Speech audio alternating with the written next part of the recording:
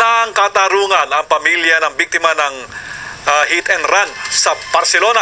Isang taon na ang nakalipas pero tila mabagal po ang pag-usad ng kaso. Mula po Espanya, may balitang global. Si Daniel Infante Tuanyo.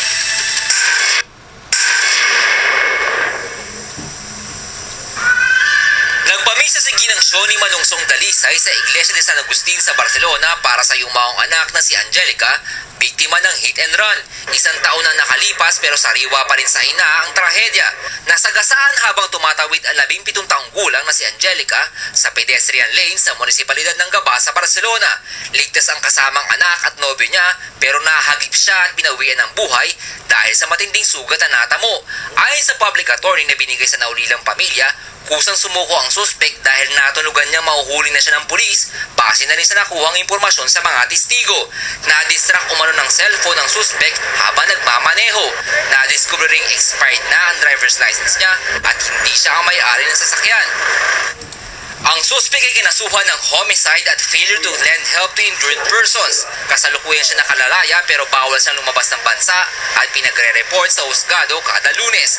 Naghihintay pa ng resolusyon mula sa husgado para makapagsampa ng akusasyon o karampatang kaso laban sa suspect. Siendo optimistas, hombre, lo razonable, yo creo que dentro de un año tendría que haber juicio. Sí, de todas formas es un tema que con que ya está bastante controlado, sí. Se sabe quién es y tal. Masama ang loob ni Ginang Shoni sa mabagal na pag-usad ng kaso. Gusto na sana nila makamit ang hustisya bago pa man iuwi ang abo ni Angelica sa Pilipinas. Hintay ka nang hintay, nakakasama ng loob. Gusto ko magalit pero kanino?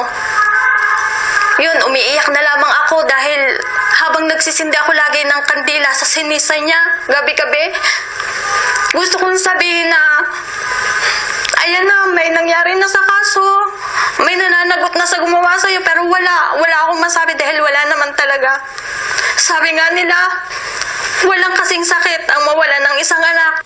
Nanawagan si Ginang Shoni sa konsulado at mga asosasyong Pilipino na tulungan siyang mapabilis ang resolusyon sa kaso. Daniel Infante Tuanyo, ABS-CBN News, Barcelona, Spain.